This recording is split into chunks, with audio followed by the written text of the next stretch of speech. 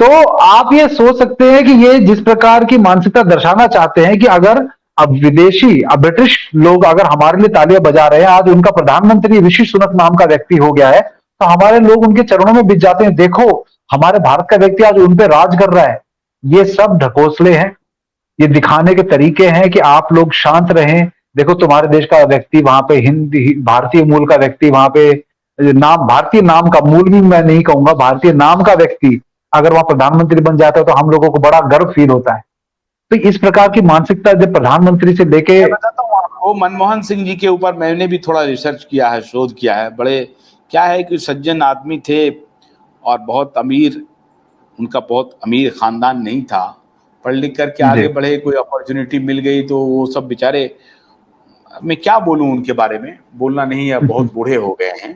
तो जी जी जी ये उनके लिए कोई ऐसे शब्द का मैं प्रयोग नहीं करना चाहूंगा जो थोड़ा असंवैधानिक हो, लेकिन वो ठीक है, वो गड़बड़ है, वो आप ये समझ लीजिए कि गड़बड़ जीते है। जी तो कर सकते देश हैं की आशुतोष जी, जीते जी तो कर सकते हैं, जीते जी तो कर सकते हैं, मरने के बाद नहीं करना चाहिए। तेजी भी कर सकता हूं, लेकिन बुजुर्ग हो गए हैं इसलिए मैं नहीं चाहता हूं उनके बारे में कुछ बोलूं। गलत काम किया उन्होंने, और ये तो सब लोग जानते हैं कि दलाली हो रही है। मैं दलाली भी नहीं, मैं इन दिनों बीरेन जी में बहुत रिसर्च कर रहा हूं, शोध कर रहा हूं। तो ये अनजाने में दलाली हो जा रही है, आप समझिए बात को। ये जी जानकारी नहीं है हमारे लोगों को, वो इन्फॉर्म नहीं है इतने कि कब उनको सीआईए यूज कर लेता है, कब उनको पेंटागन यूज कर लेता है, कब उनको लांसेट जर्नल यूज कर लेता है, कब उनको ऑक्सफोर्ड यूनिवर्सिटी यूज कर लेता है, कब उनको हार्वर्ड यूज कर लेता है।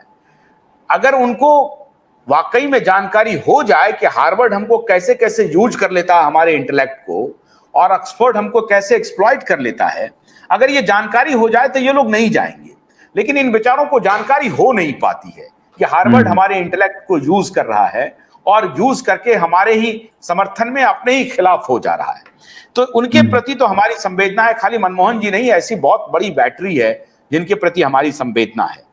आखिर में वक्त बहुत ज्यादा हो गया है, मैं इतना ही कहूंगा अरविंद जी को और आपको कि आपके साथ हमारा पूरा नेटवर्क है, और जब भी आवश्यकता पड़ेगी हम आपकी आवाज को बुलंदी से उठाएंगे।